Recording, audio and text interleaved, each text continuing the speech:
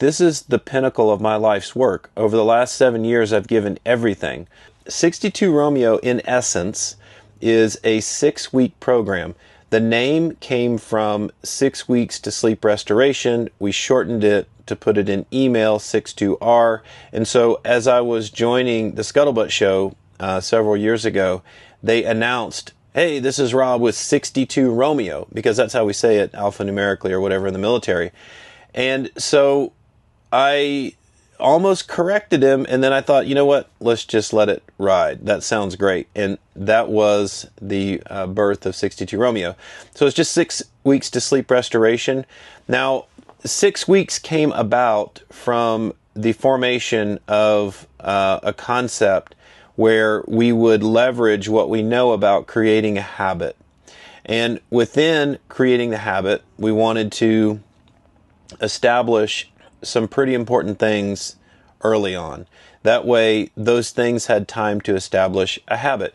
Now, we know habit formation can take 3 to 5 weeks. Frankly, it could take a year for certain people and certain things given certain circumstances. But in general, habit formation will occur 3, 4, 5 weeks, something like that, especially if you're diligent about practice. So what does that mean? You have to continue to do the action or thought or item consistently over a period of time, and eventually your brain kicks in and it goes into autopilot.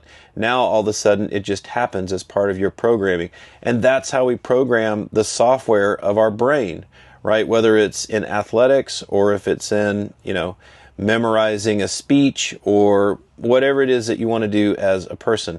Sleeping is no different. And if I take a quote from Molly Eastman, one of my favorite sleep colleagues, she says sleep is a skill.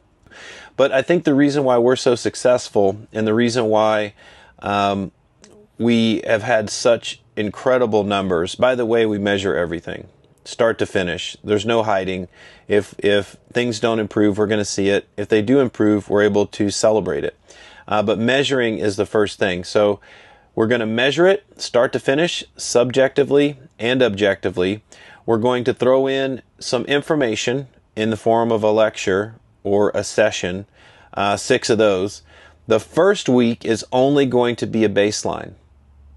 That's important because we're getting everybody together. Their sleep's not so good. We kind of want to take a snapshot of that. And then after that, we continue measuring and we can see the delta. Meaning we can see the difference in what it looks like with your normal sleep while you're struggling. We can see the difference as it gets better. So normally there's a huge change from week 1 to week 6. Sometimes week 1 to week 5. Normally in week 5, week 6, we see a huge hockey stick in the sleep performance. And so we're measuring everything. The first week is very lightweight. And then the second week, we're going to dive straight into the changes, the things that we want to do. And we never focus directly on someone. Look, we don't like to do therapy. We don't take a psychotherapeutic approach. What we do is psychoeducational, right? It surrounds the sleep science that could impact your life. It surrounds behavioral mechanisms that you can do or not do to improve your sleep performance. So week 2, it's a big deal because it's time to buckle down. And we're not only going to start changing things, like you alluded to, the sleep dojo. I like to call it the sleep dojo because I'm a martial artist. And whenever we think of a dojo, we think of like this place of respect that we enter and we want to improve ourselves.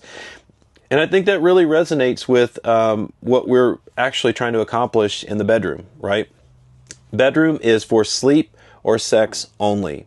And the sleep dojo itself needs to be respected in that way, because if we allow the TV and emails and social media and the fighting and the arguing and whatever into the bedroom, we begin to create psychological associations with that.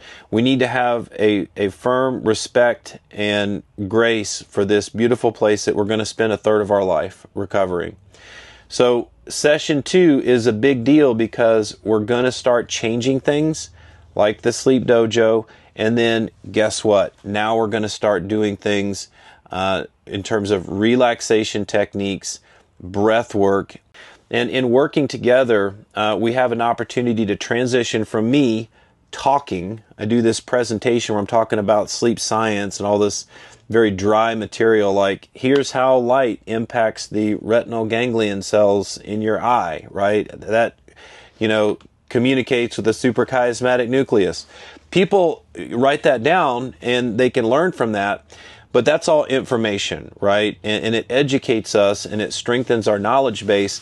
But then when it comes down to it, we really have to get our breath right. We have to get our relaxation right. We have to have a connection with our autonomic nervous system. We have to know whether we're in fight or flight, how to transition into more of a rest and digest. And so that's when I bring in an expert like Chechi, and I stop. I stop talking and I say, okay, now we're going to transition to somebody smarter than me about relaxation techniques and let this person take over. All of this is strategic, okay, because what I've learned from doing breath work and sitting with experts in this field is that we absolutely have to get connected with our body. And there are techniques that you can do to raise your awareness, to strengthen that connection with the body. And some of these practices come from places like India, right? The yoga culture. I've even learned a couple of things in South America, in the Amazon. But how do you come back and talk about these things when people are shut down to new ideas? And so the strategy behind this is that we want to talk about the science because we are living in a science-driven country, right? Everything has to be approved and scientifically backed and all this stuff. So we talk about the science first. And we don't talk about anything woo-woo. We don't talk about any healing crystals or anything too soft, because a lot of times that is going to put up a barrier for folks.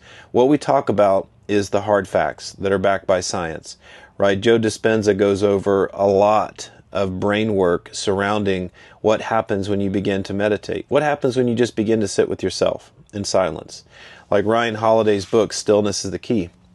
It's a great interlude into a world of being absolutely connected with everything. So how do I bring in somebody like Chechi who is really good at this and help, she's there to help guide people through relaxation techniques. How do I broach this subject without turning off any of my veterans or first responders? Well, we focus on the science. We focus on the science, and I beat you with a science book over the head until you're like, okay, I get it. All right, now let's do the relaxation technique. And if you just listen to what I'm saying and do what Chechi says, you're going to be fine. And so Chechi will come in at the end of session 2, and she will give the first relaxation technique. And we have a series of relaxation techniques. They're all public. You can go try them yourself. And each week, we're going to do a new practice. And there's a couple of different reasons why we do this. One is it's a progression. For example, the first one that we do is called Ujjayi breath. It's breath with sound, victorious breath. What this is just a practice of adding vibration and sound into the breath, and thereby controlling the breath to a certain degree, but also being present within the functions of the breath. But the strategy, right, is that we will do one relaxation technique, and then they will have a chance to practice this theoretically 7 nights. We don't know, we don't monitor everybody to make sure they're doing their relaxation techniques. But we ask them to, just 5 minutes a night before bed.